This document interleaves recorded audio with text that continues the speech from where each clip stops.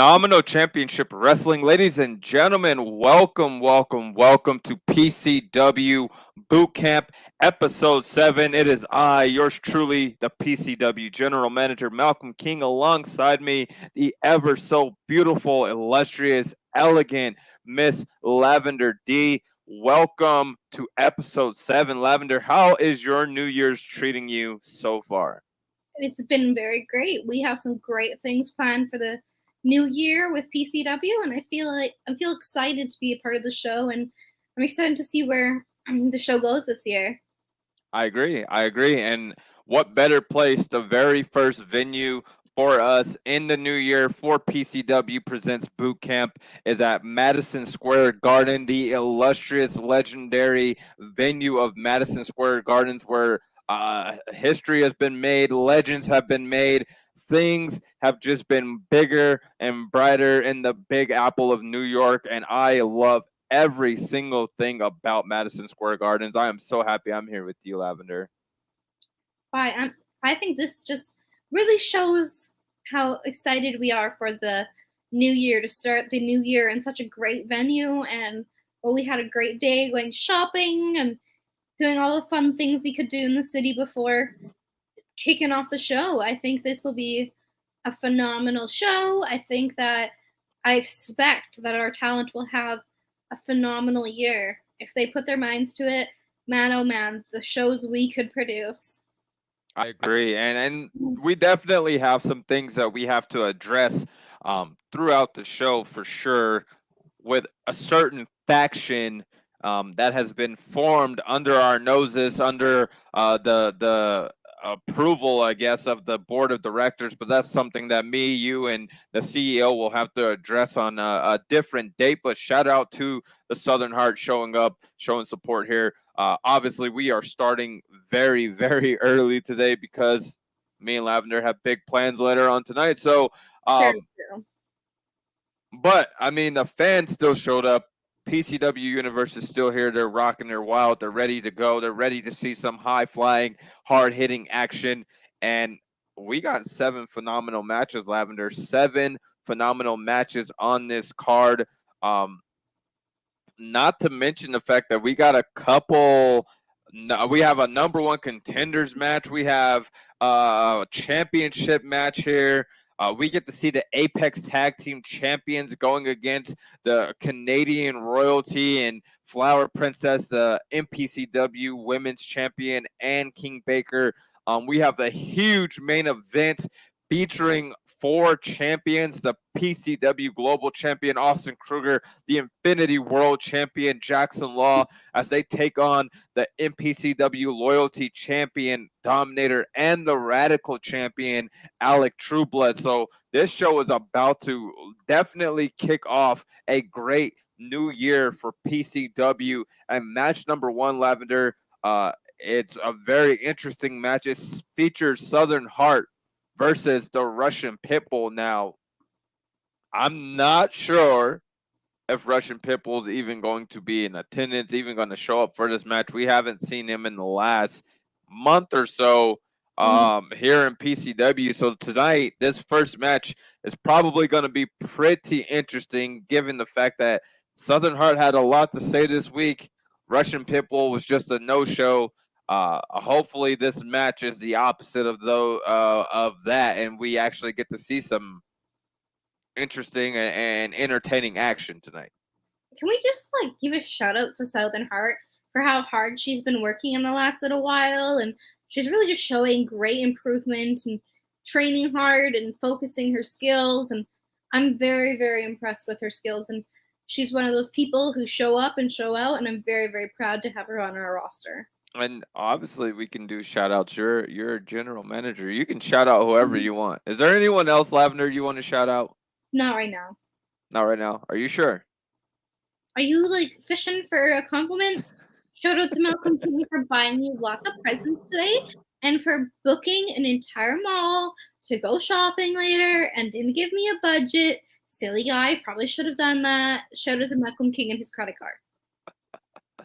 Well, match number one, Southern Heart versus Russian Pitbull. Southern Heart's music blasts over the PA system as she comes out on her trusty stallion. Southern Heart starting the new year off with a bang, coming out to the ring on a stallion, Lavender. I've literally never seen an entrance like this in my life, unless we were in Saudi Arabia, where some of these superstars like to ride out on camels and stuff. But Southern Heart coming out here on her stallion, which I have on good authority is named Heart.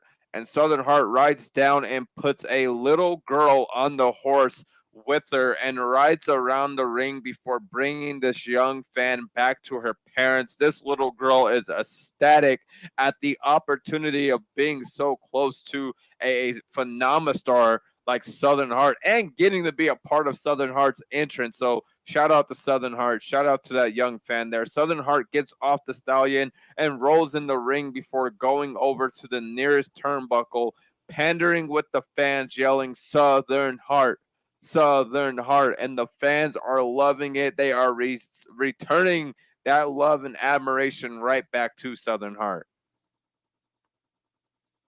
People just love Southern Heart. She's just a very fun person to be around, and she's quite talented, and I just love how she interacts with fans and before the show meets her fans. It's just amazing.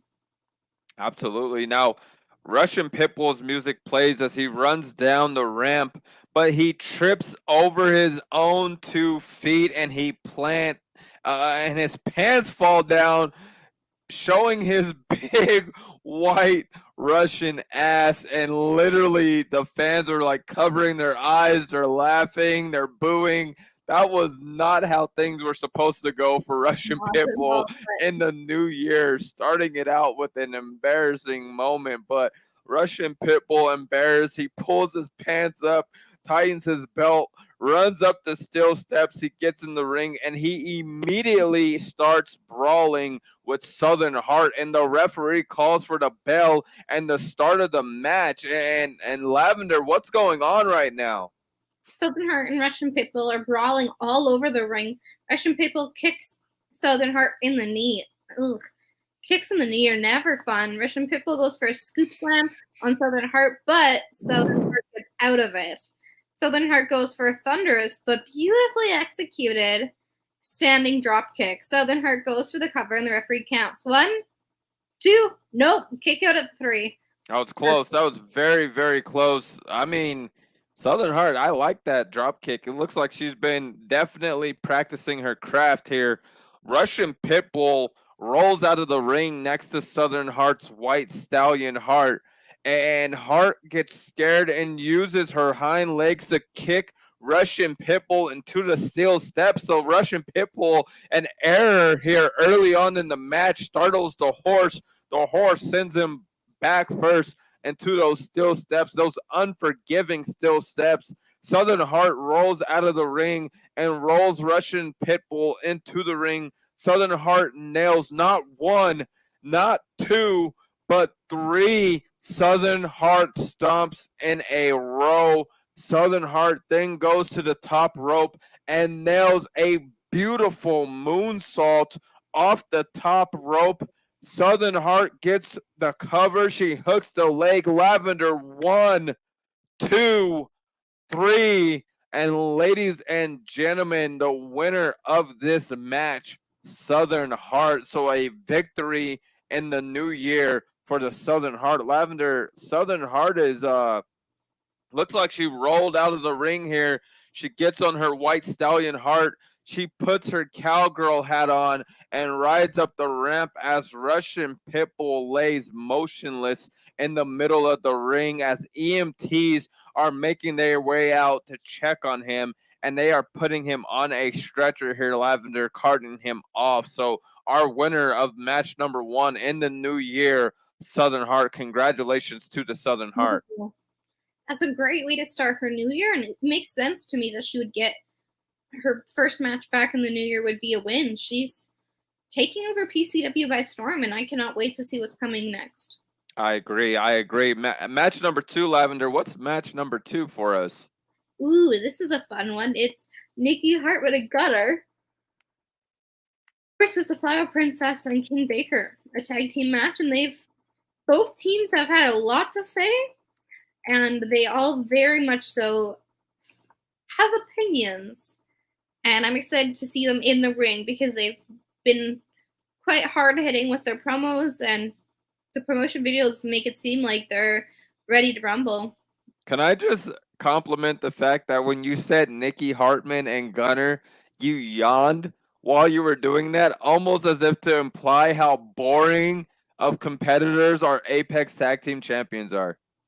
You're the manager. You're not supposed to say things like that. We've talked. I own PCW. I can say whatever I want, Lavender. Listen, if you're bored of them, you could just say you're bored of them. It's fine. No one's gonna feel, offended. Maybe Niki and Gunner, but Gunner's an ingrate, so it doesn't matter if he's offended or not. You are in quite the mean mood, sir. It's Gunner. If you're not picking on Gunner, you're doing something wrong in PCW. That's fair. Well, what's happening with this match, Lavender? All 4 competitors are in the ring. They're staring at each other down before Niki and King Baker get out of the ring, letting Gunner and Flower Princess start the match. Interesting. This is about to jump off really, really, really explosively here if these two are starting out the match. Yeah, it's a really great way to start. The bell rings and Gunner immediately rushes at Flower Princess, only for her to sidestep, sending him bouncing off the ring post into a drop kick, sending Gunner crashing very hard on the mat. She laughs. Typical Gunner. As she nails a standing moonsault and goes for an early pin attempt, only for Gunner to kick out at 1. Flower Princess gets up, she runs and tags in King Baker, who immediately pounces on Gunner, delivering a left and a right to a down already Gunner. King Baker laughs and walks over to and climbs to the top rope, only for a splash, but Gunner gets his knees up. Oof. Yeah, he's definitely gonna feel that one in the morning. Lavender, big time. Both knees up on a perfectly executed frog splash here, and that never feels too well when you got 2 hard knees right in your solar plexus. So King Baker is gonna have to bounce back from that, but King Baker holds his stomach as Niki is firing the crowd up with clapping and Gunner's chants as Flower Princess does the same for King Baker, and each competitor make it to their corner and tag their partners in, and now the ladies of PCW are about to throw down here, Lavender. Here comes Niki and Flower Princess, and there is no love lost between them as they begin trading heavy lefts and rights, with Niki getting the upper hand with a sneaky kick to the midsection, followed by Niki climbing the top rope and hitting the heart attack, that 450 splash right out of the gun and pinning Flower Princess, only for King Baker to rush in and break up the pin. So almost a near fall there early on in this match. Yeah, that could have been the end of the match, but lucky for Flower Princess, King Baker rushed in and helped. The ref yells at Baker to get out of the ring, allowing both women to catch their breath. Niki is the first one up as she waits for Flower Princess to stand. The Flower Princess is up. Niki rushes in only for Flower to sidestep. What a lot of sidestep going on in this match, sending Niki through the ropes, landing hard on the floor. Flower Princess looks at the ref before getting out of the ring. King Baker walks over to Niki and laughs as he picks her up, holding her for Flower Princess to deliver a super kick, only for Gunner to rush over and grab a hold of Flower Princess to stop her. Baker lets go of Niki and runs at Gunner, spearing him into the barricades. Wow, that was quite the hit.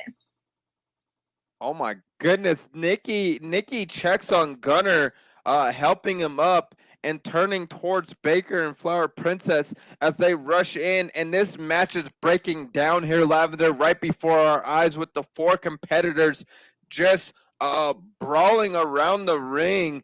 The referee is at a count here. He's been counting ever since these competitors have been outside of the ring, and he's reaching the 10 count here. He's at 9. all 4 competitors are at the ring apron, and right as the referee gets to the 10 count, they finally make it into the ring, and the referee has no other choice but to call for the bell, making this match result in a no contest. All 4 of these competitors just barely missing the 10 count here. So excellent match. This thing spilled over early on here, but no winner for this match. All 4 competitors being counted out. The referee deems this match as a no contest. So your thoughts on what transpired here in the second match of the afternoon? I really don't think this is the end of these two brawling, or I guess these 2 teams, 4 people. I think that this is a powerful way to start the new year, and because there was no win, I feel like they're gonna probably demand another match. I feel like we are definitely not done seeing our current tag champs and Flower Princess and King Baker. I do wonder, it's interesting to see King Baker and Flower Princess work together, and I'm sure it's just for the season because Flower Princess really does love working with the pain in my ass that is Jackson Law. But I definitely think that when the season's over, she'll probably drop him. But for now, those 2 are working together so well. And so if they're not with Niki and Gunner, I really do see these 2 working as a tag team pretty well for this season. Do you think that there might be some like interest going on between King Baker and Flower Princess? Do you think that might interfere with her relationship with Jackson Law at all? I mean, they worked really, really well together. They do work really well together, but I do think Jackson will probably get jealous. But I really don't see the Flower Princess. I spend some time with all of my girls throughout the week to just check in with them, whether it's FaceTime or I fly out. And she's just smitten with Jackson Law. There's no way around it. She loves him, and she's sad that she isn't working with him. But I could see it going the other way of like maybe he has interest. But I do think Jackson Law, regardless, even if neither one of them have interest, Jackson really does get territorial around the people he works with. And so there is probably some jealousy, and we might even see that in the season, right? With the faction we didn't want to be a faction because there's no factions. Might they go against King Baker and the Flower Princess? I guess time will only tell. That is very, very true. Hopefully, for the sake of, just love, Lavender, and that doesn't happen, because it would be terrible to see one of my Phenomastar male superstars completely pulverize your female Phenomena superstar. Oh, Malcolm, that's so funny. You see, I've heard that 2 competitors who are married or together, it's great therapy for free to fight. But also, have you met the Flower Princess?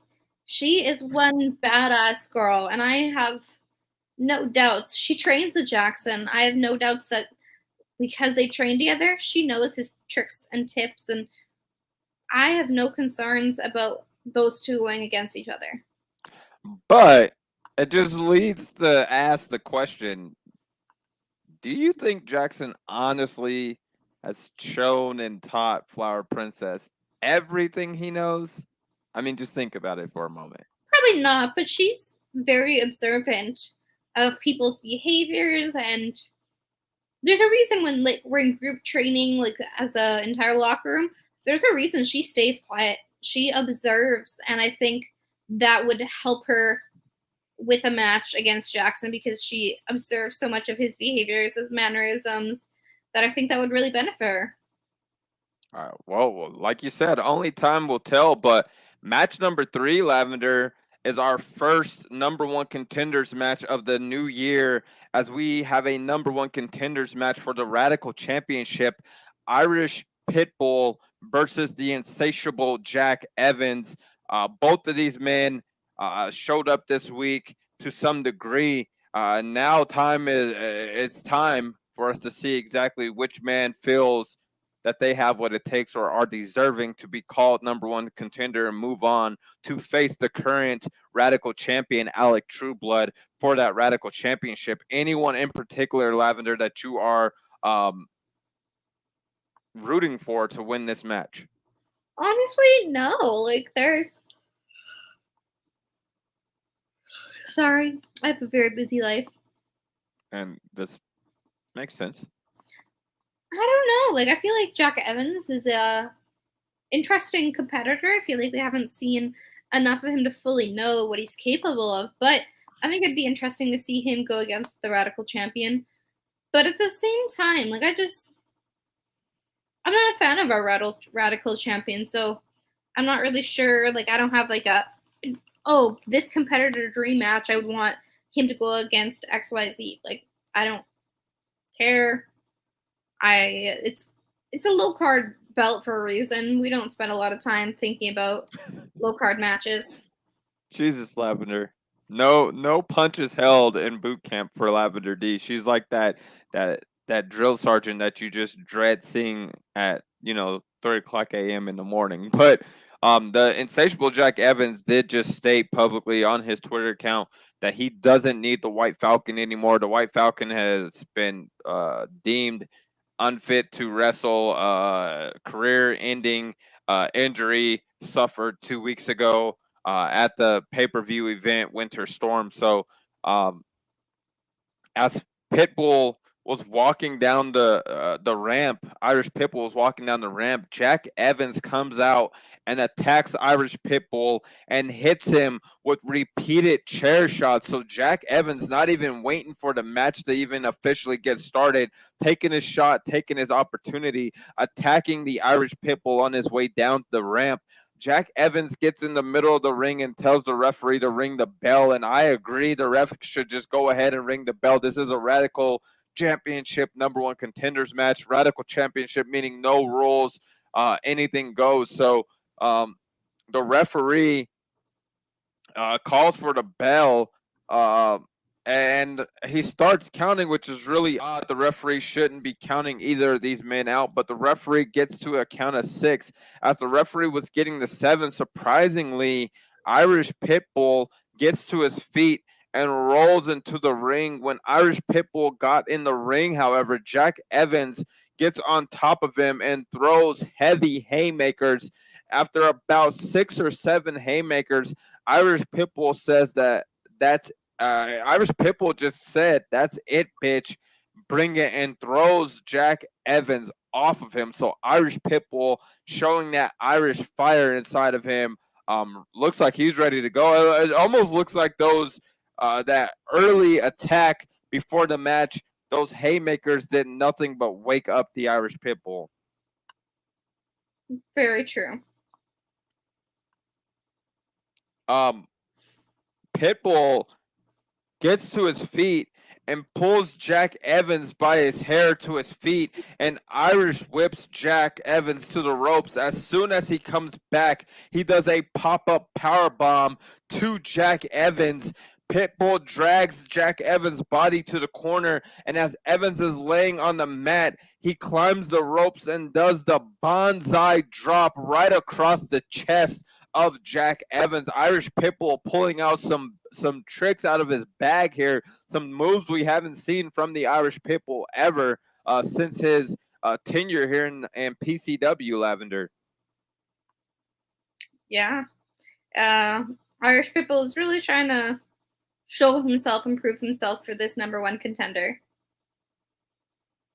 Well, as Irish Pitbull goes for the pin, we get a 1, a 2, but the lights go out, Lavender. No, and when they pay for the venue's lighting, it's Madison Square Garden. They love me in New York. They want me to run for mayor here in New York, and I'm considering it, Lavender. I didn't even have to pay for the venue. I didn't have to pay for the lights or anything like that. The city of New York did. It's New York, Lavender. I know you're from Iceland. You don't really experience blackouts and stuff like that, but it's New York, and they happen often here. We're fine. When the lights come back on, there's a guy in a black hoodie and a face mask, and he attacks Pitbull. He puts Pitbull up and repeatedly hits him with several power slams. Law and Kruger make their way down the ring with a microphone in hand. These two are just always just biggest pain in my ass. Law instructs the referee that he and Kruger have evoked their majority shares power and inserted the Masked Man in this match. The Masked Man drags Evans on top of Pitbull and covers them both for the 1, 2, 3. Winner, Masked Man. These two you really need to talk to CEO. Like there's nothing we can do, Lavender. They bought majority of PCW shares. They basically can tell us what to do. New York loves you so much. Get a loan. Buy them out. Get rid of them. I don't care what you do, but their behaviors are ridiculous. Masked Man? Are you kidding me? Well, Lavender, we have a new #1 contender being this masked individual that we have no idea who he is or why he's here or anything about him. But apparently he's on our roster. He's been signed to a PCW contract. He's a part of this group, the Renegades, with Jackson Law, Austin Kruger, and Casey Riddle. And they've referred to him as the powerhouse, the heavy for their group. And he literally came into this match and laid waste to not one, but 2 Phenomastars. Laid waste to them, Lavender, single-handedly with ease. Destroyed Jack Evans, destroyed Irish Pitbull, and took the #1 contender's opportunity for the Radical Championship right away from them. So you're right, which shouldn't have happened had you not made, if you had done your job, made sure that Austin Kruger and Jackson Law didn't have majority shares, we wouldn't be in this predicament. It's too early in the year for us to be pointing fingers. Sibling rivalry is 3 months away. We'll figure it out. But Lavender, match number 4, Boundless Championship match. The current champion, Mason Stevens versus Cletus the Bum. We're gonna take a quick little break here for some merch advertising and things of that nature, but we'll be right back in under 30 seconds. Lavender, I'm actually kind of looking forward to this match. Anyone in particular before we go to this quick little break that you want to win? Cletus, obviously. I love Cletus. I don't even know why I asked you, but we'll be back after these messages.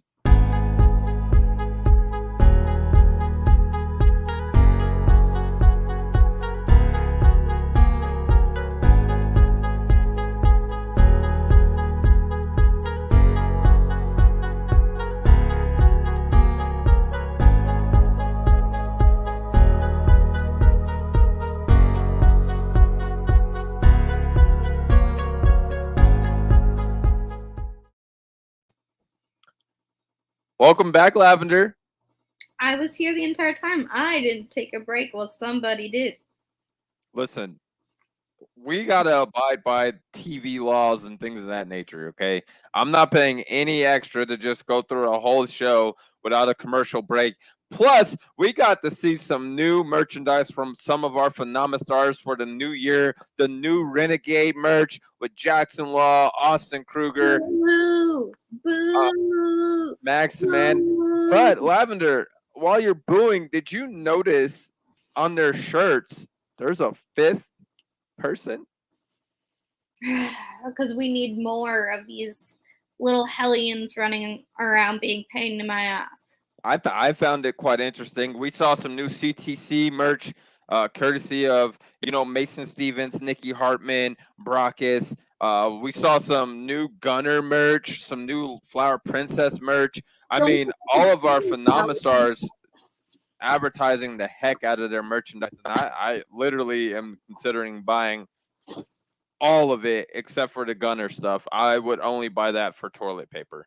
I really, really enjoyed the Team Flower Princess showing her entire team for boot camp. I thought it was interesting for the Flower Princess not just to make herself new merch, but make sure her team had new merch as well. I was very, very considerate and thoughtful of Flower Princess. So that's just simply phenomenal.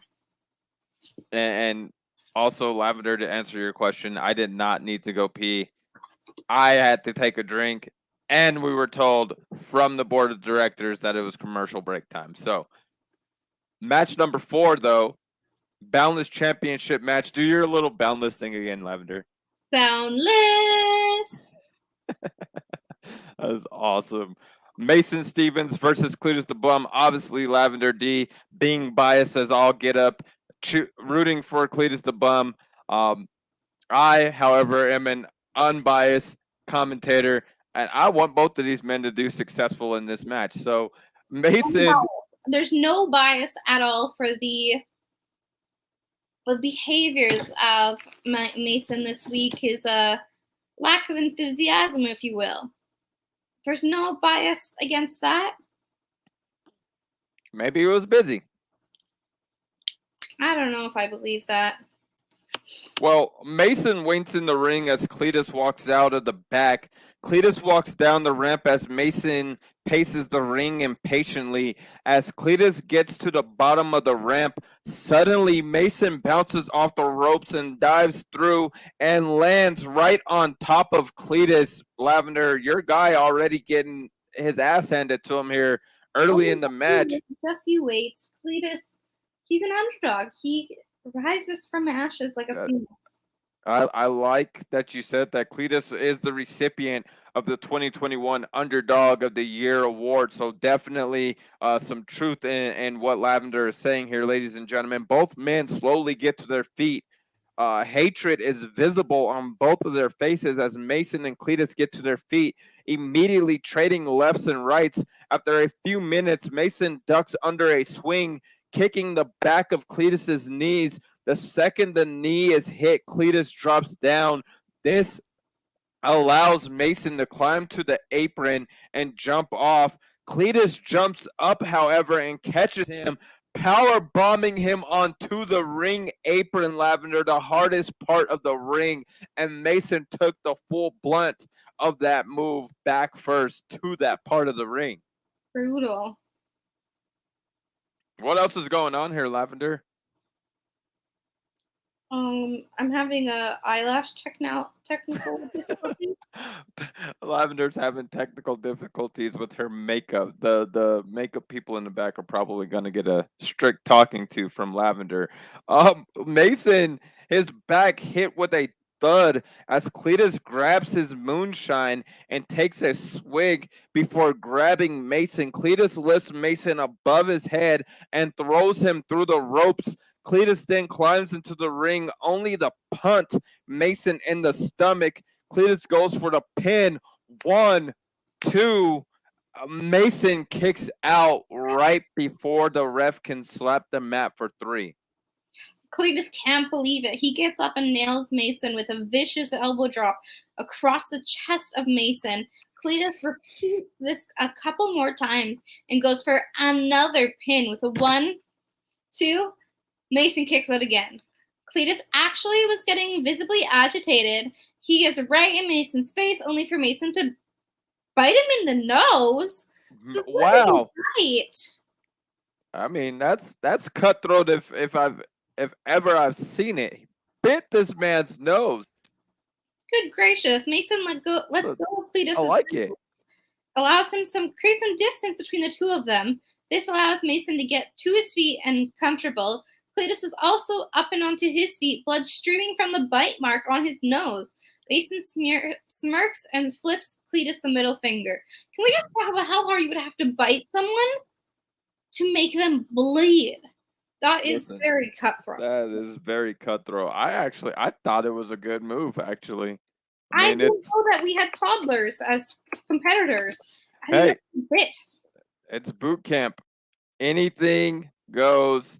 It's fine. I like it. But what else is going on here, Lavender?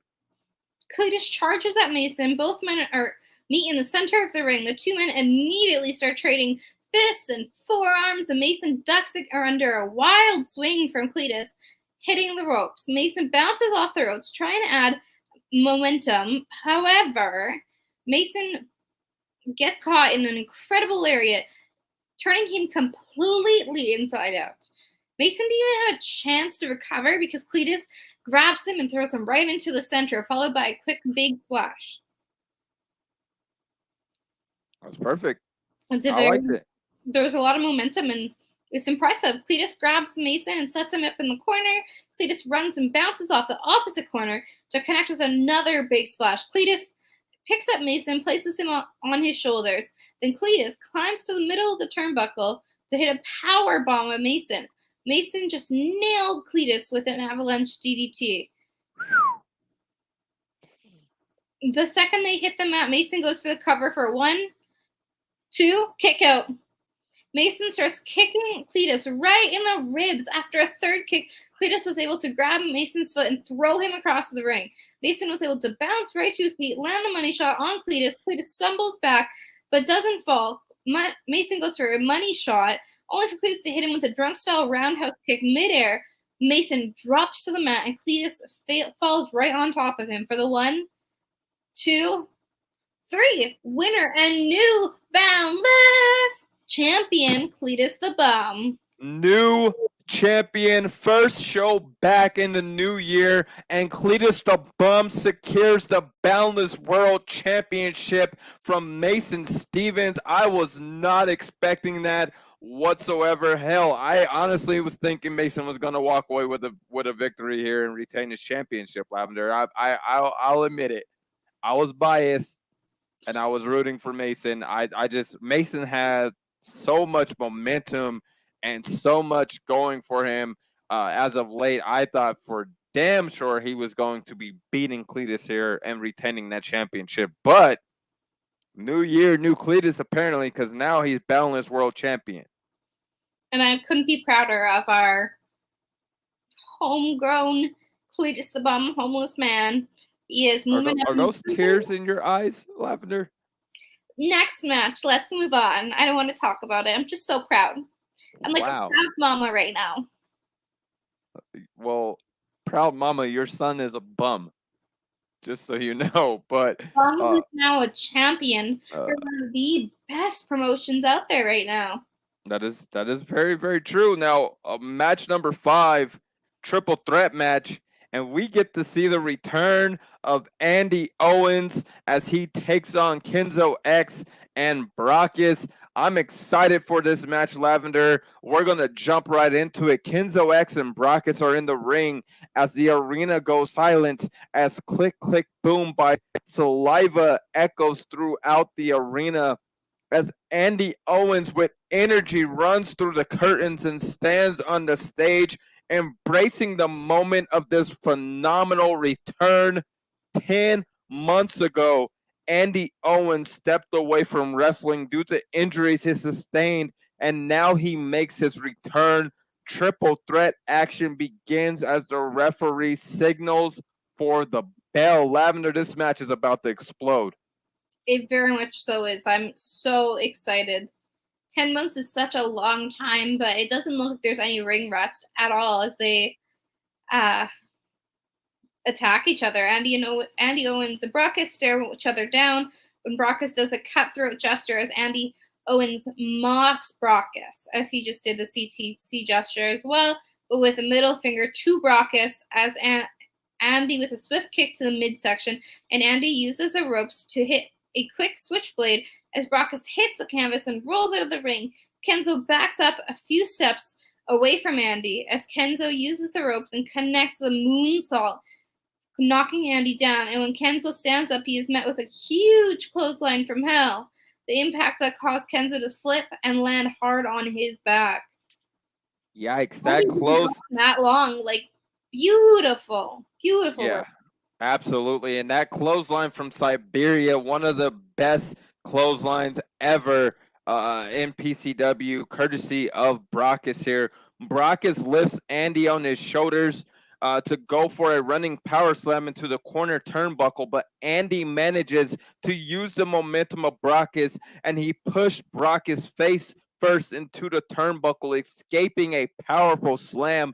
Andy quickly grabs Brockus by the head and continues to bash Brockus's head against the pads, utilizing all 3 pads in the corner. Andy backs up and nails a middle drop kick into the spine of Brockus. Andy goes for the pin. 1, 2, kick out. by Brockus. Andy rolls out of the ring and grabs his sexy plunger as Kenzo goes for a takedown. But Andy with the plunger to the face of Kenzo as Andy tosses Kenzo into the steel steps. Lavender, I saw Andy use that same plunger on CEO Donald Smith 2 weeks ago. Love that. Plungers are it's an interesting weapon, I would say. He literally stuck it on his face and assaulted the CEO 2 weeks ago. What are we gonna do about this? I mean, has CEO done any disciplinary action yet? I feel like CEO is afraid of Andy Owens, so probably not. I mean, I am too. I don't particularly want to, but technically, it is one of our stars. I feel like there's got to be consequences for something like that. But you can do that. You can talk to Andy, not me. Andy loves me, so. But Andy, with a grin, Brockus is in the ring as he looks around. As Brockus goes for a leap over the ropes, he gets beautiful height, but the landing was horrific as Andy with a mid-air super kick knocking Brockus to the floor. Andy looks over at Kenzo, who is starting to stand up. Andy with lefts and rights. Andy uses the barricade to jump onto and hits a hurricanrana onto Kenzo. Kenzo lands on the steel steps. Andy Owens capitalizes as he jumps onto the apron. He gets a running start and he jumps off and connects a Owens stomp to the spine of Kenzo on those steel steps. All right.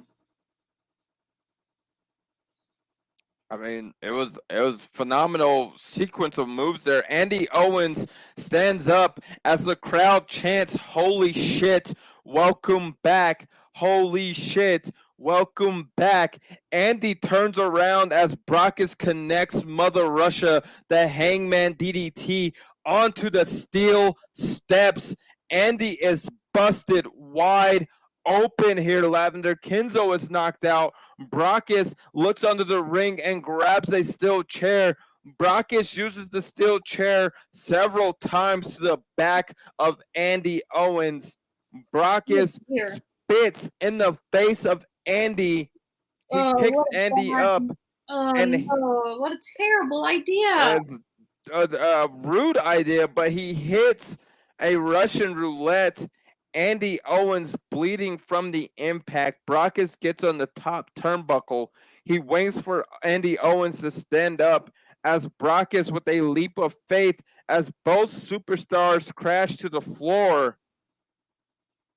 Lavender, Renegade by Eminem plays over the PA system as Jackson Law, Casey Riddle, and Austin Kruger come rushing down the ramp as Casey Riddle with a can of spray paint just painted an R on the camera as he screams out, "Renegade," as 3 members of Renegade stand on the bottom of the ramp waiting for Brockus to make the first move. Brockus runs towards Kruger as if he is going for the Mother Russia, but Kruger with the reversal hitting the Kruger cutter. Cutthroat Crew's music hits as Mason and Niki also rush down the ramp. Riddle and Mason began throwing lefts and rights. Riddle with the neck cutter to Mason. Riddle wasn't finished as he tosses Mason into the electrical equipment, Lavender. Oh dear. Law quickly connects at the kneel at the altar to Niki Hartman. Law and Kruger both toss Kenzo as they toss him into the ring. Kruger helps Andy Owens up and says, "Long time no talk, bro." Andy is covered in blood. Slides into the ring as he sees Kenzo crawling to the ropes. Andy connects an Owens stomp to the spine, and Andy goes for a pin to Kenzo. 1, 2, 3. Your winner, Andy Owens. Andy Owens' hand is being raised as he looks down at the ramp where Riddle, Kruger, and Law are standing as they turn away and they walk up the ramp. Dominator through the crowd just attacked Andy Owens with an aggressive DDT to Andy. Dominator holds up an NPC Loyalty Championship and rubs it in Andy's face, says, "See you tomorrow night." Law, Kruger, and Riddle witness the attack on the stage. Before they do anything, Dominator has already left ringside.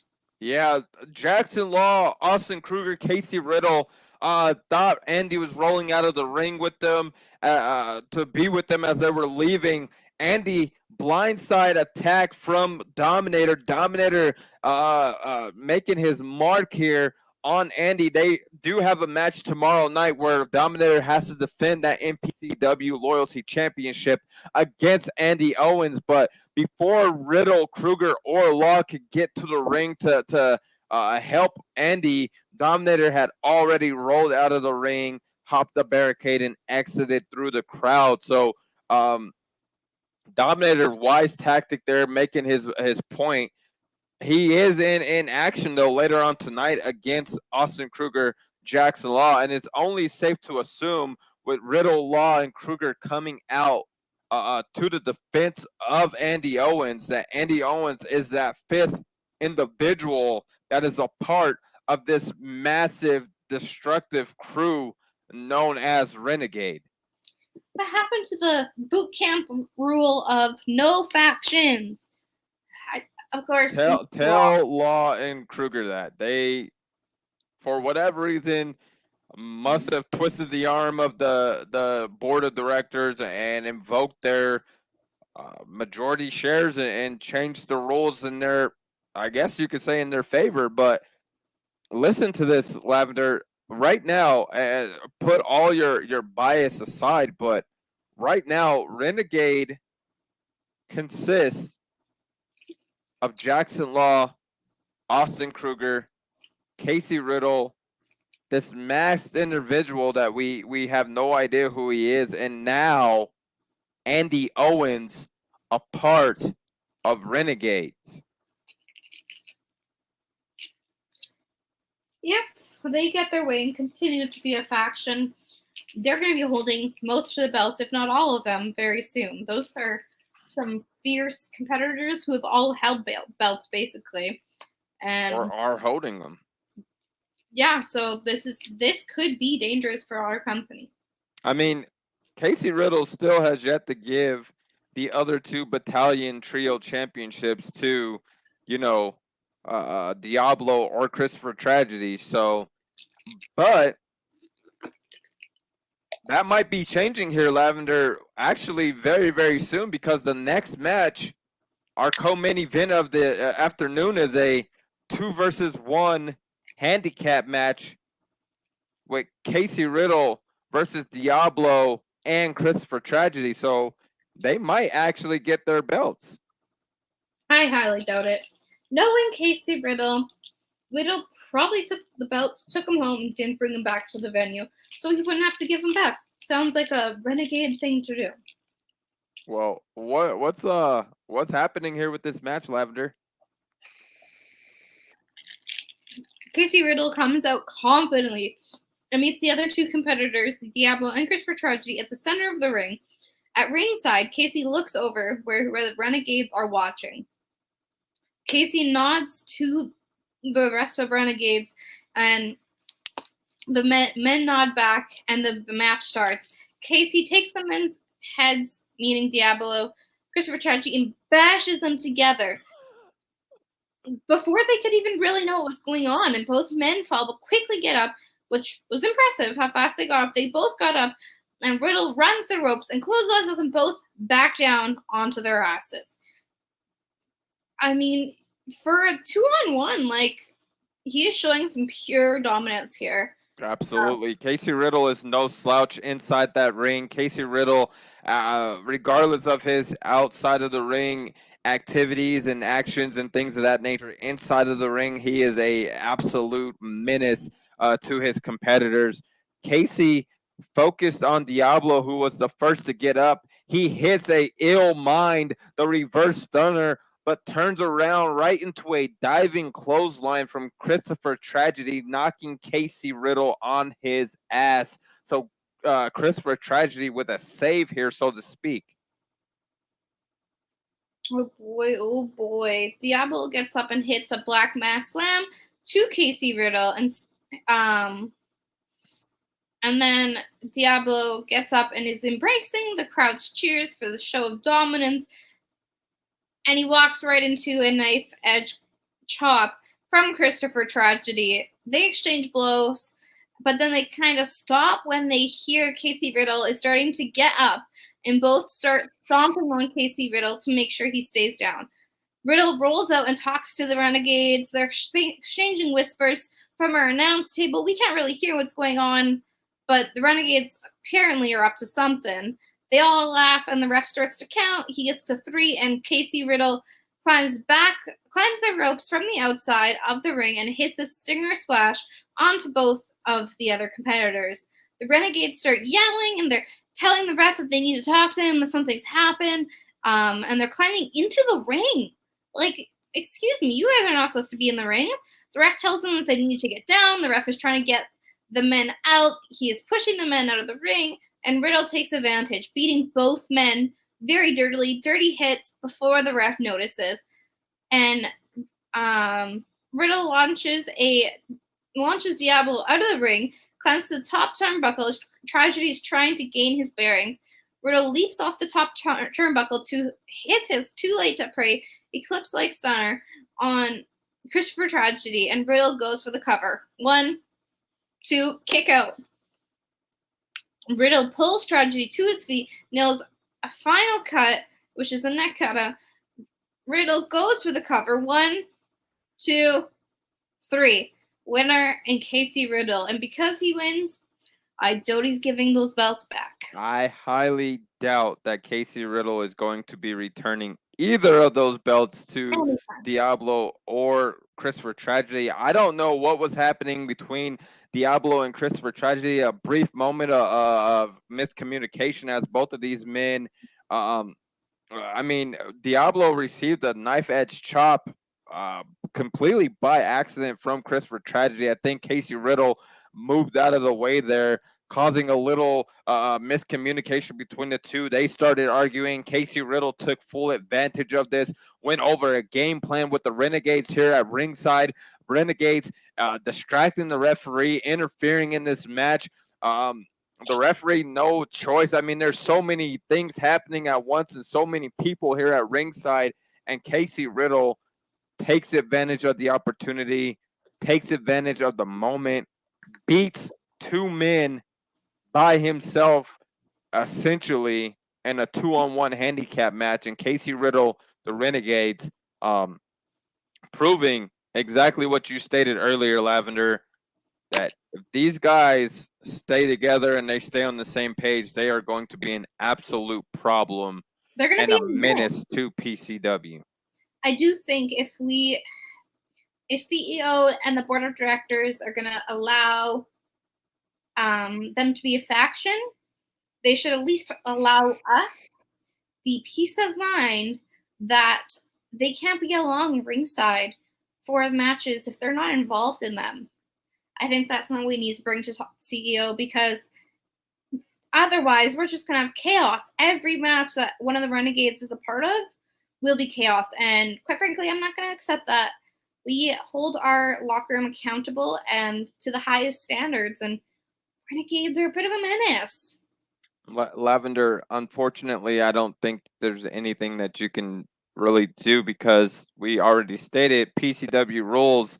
This boot camp, anything can happen in boot camp, and we might just have to pray for the best and deal with it. I mean, to be fair, if anything could happen, if there was, say, someone paid to, say, lock the Renegades locker room once the competitor leaves,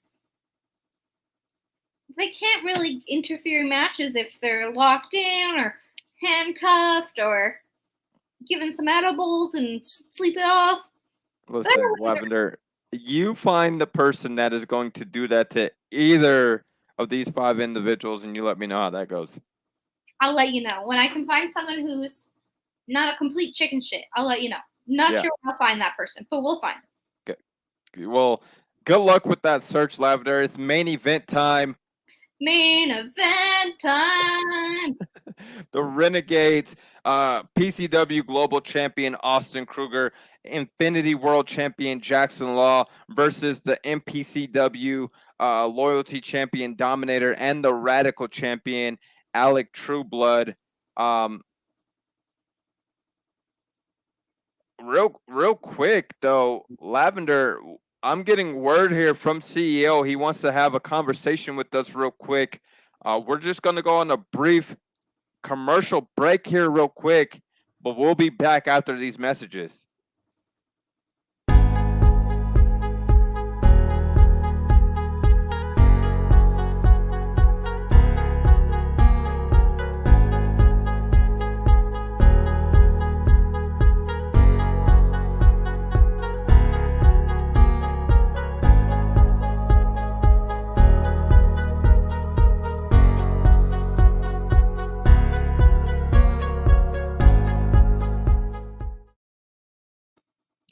Well, I just got word that we might be visited by this masked individual. We might get a reveal of who this masked individual was. Apparently, during the break here, the Renegades actually stormed the office of the CEO, Donald Smith, and brutally attacked and assaulted the CEO here in his office. And it was absolute bedlam, chaos. Guys, right now, we're being told Casey Riddle is actually in front of a camera ready for an interview. Lavender, Casey Riddle, he was here for a moment. I don't know if security is trying to retain him or something, but Renegades are running wild right now, just assaulting everyone and everything in their path backstage as we're setting up for this main event. And Casey Riddle live here, Lavender. Casey, that's right, live and in living color, baby. Drink it in. Riddle. You returning the 2 belts anytime soon? What? Are you going to return the 2 belts you stole that are not rightfully yours anytime soon? I'm sorry, I can't hear you over all 3 of my battalion tag team championships. You gotta speak up. Yeah. I mean, Jackson Law and Austin Kruger said it was hard enough for them to hear Dominator and Alec Trueblood this week.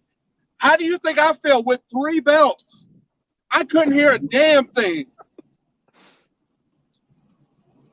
I mean, listen, the CEO is pissed. He's like, he's saying he didn't do anything. He's just here so he doesn't get, like, you guys attacked the CEO. It's renegade shit, baby. We do what we want, when we want, where we want, to whoever we want. Okay?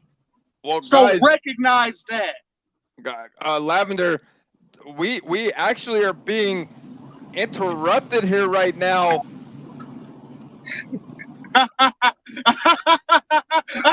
Renegade shit.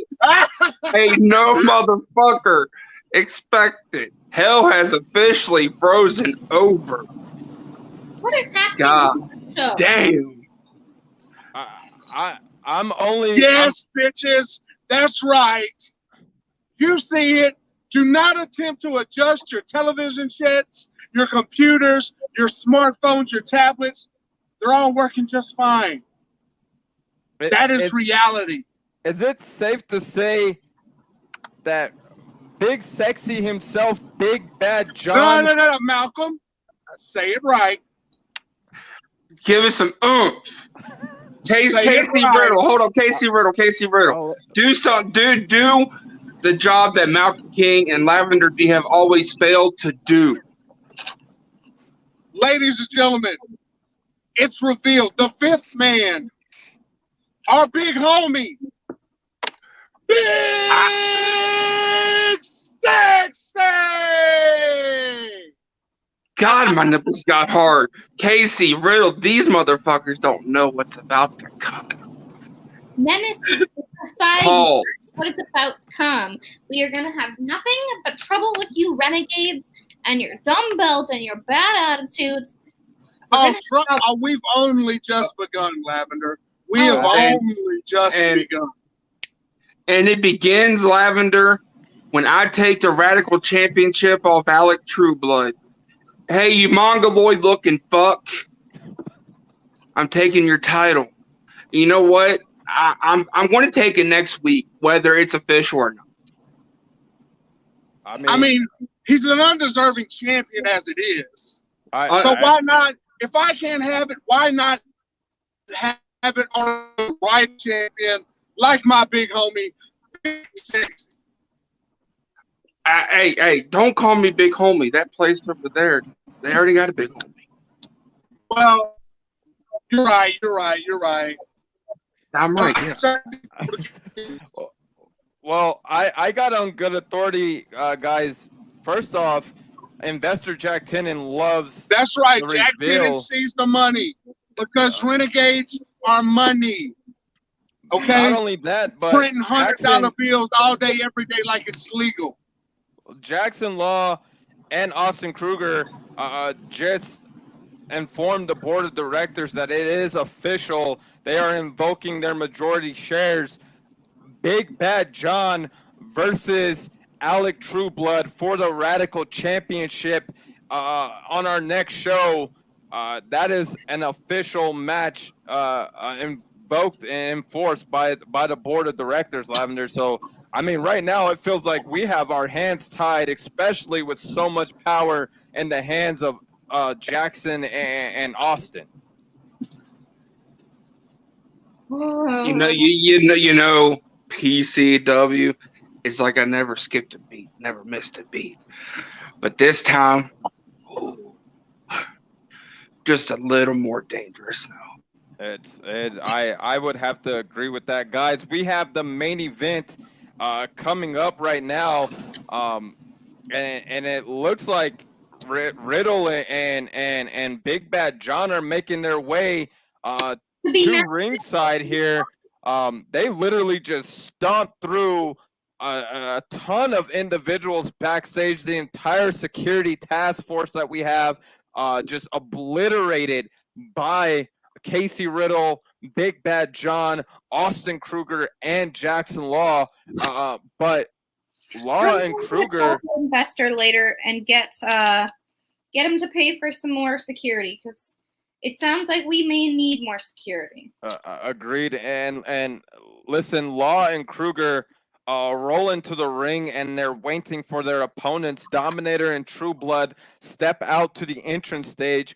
Law and Kruger look at each other and nod before getting out of the ring and meeting Dominator and Trueblood on the entrance ramp. The four men begin brawling before the bell is even rung. Law and Kruger quickly take the advantage as Kruger grabs a hold of Trueblood and tosses him head first into the steel barricades on the ramp. Law ducks under a haymaker by Dominator and nails him with a vicious Uranagi to the steel ramp. Lavender, this thing is exploding already. What else is going on here, Lavender? Law grabs Trueblood and tosses him shoulder first into the side of the ring. Kruger rolls into the ring as Law pulls Trueblood to his feet and tosses him in the ring. Referee calls to check on Trueblood, but Kruger stops and tells him to wait to call for the bell. The referee calls for the bell. Kruger waits for Trueblood to get up, trash talking to him as he's laying there. Trueblood uses the ropes to get to his feet. He turns around and is met with a Luthia's press. It's Luthia's press, Lavender, but you're from Iceland. You don't speak French. Those words in Iceland. True. Kruger follows up with a vicious elbow strike and to the head and neck area. The ref begins to count to his 5 count, but Kruger stops at 4. Kruger drags Trueblood to the corner and tags in Law. Law springboards over the top rope rope and nails True Blood with a moonsault. Law hooks a leg for the count. 1, 2, nope. Dominator saves the match at the last second with a stomp to the back. Kruger gets into the ring, but is met with a super kick from Dominator, knocking Kruger through the roofs and crashing to the floor. Dominator turns and is met with a Law and Order Superman punch. True Blood grabs Law and goes for a suplex. Law flips out and is hoping and hops the turnbuckle. Dominator gets to his feet and turns around. Law leaps off the turnbuckle, drilling both men with a blockbuster. True Blood gets to his knees, only to be met with a Shining Wizard. Law goes for a Shining Wizard on Dominator, but ducks under it. Dominator gets to his feet, waits for Law to get up. And once Law is up, Dominator connects with a Dominator DDT. Dominator drags True Blood to their corner and tags himself in. So smart move here by Dominator, seeing that his involvement in this match was needed. He tags himself in. Dominator pulls Law to his feet and sets him up for a Dominator brainbuster. Dominator locks Law in the Dominator clutch. Law begins crawling towards the ropes, looking to break the submission. Riddle and the Max, now not Max, man. Riddle and Big Bad John get to their feet, but Law shakes his head. Click, click, boom, by Saliva blast on the PA system as Andy Owens steps out to the entrance stage. Dominator lets go of Law and rolls out of the ring. Dominator and Andy begin brawling on the stage, carrying into the backstage area. In the ring, True Blood looks out onto the stage confused and pissed off as True Blood turns back around and pulls Law to his feet. True Blood nails him with the bite from hell, the Raven effect. Law shockingly gets to his feet, stunning True Blood. True Blood runs the ropes but doesn't see the blind tag between Law and Kruger. True Blood goes for a bulldog, but Law tosses him off, sending him into a brutal super kick from Kruger. True Blood spins around and eats a $1 billion shot that Claymore from Law. Law and Kruger bump fists as they hit the rally to the Renegades, the GTS from Law, and to the Kruger cutter from Austin Kruger. Kruger hooks the leg, Lavender. 1, 2, 3. Ladies and gentlemen, your winners, Renegades, Jackson Law, and Austin Kruger. Lavender, what the hell did we just witness here? The first of many chaotic things because of the Renegades. Absolutely agreed, and rightfully so. Renegades have run wild on episode 7 of PCW Boot Camp, absolutely obliterating everything in their path like a hurricane, just running through an entire security detail, locker room personnel, cameramen, crew, stage crew, like everything. Even the CEO, Donald Smith, suffered an attack at the hands of Renegades, and Law and Kruger get their titles from the referee, who is immediately just pulverized by Casey Riddle and Big Bad John, just dismantling this poor referee. And Riddle and Big Bad John, they get in the ring. The lights start to flash in the arena as Renegade by Eminem and Jay-Z blast over the PA system. Andy Owens makes his way out to the ring sporting a Renegade shirt.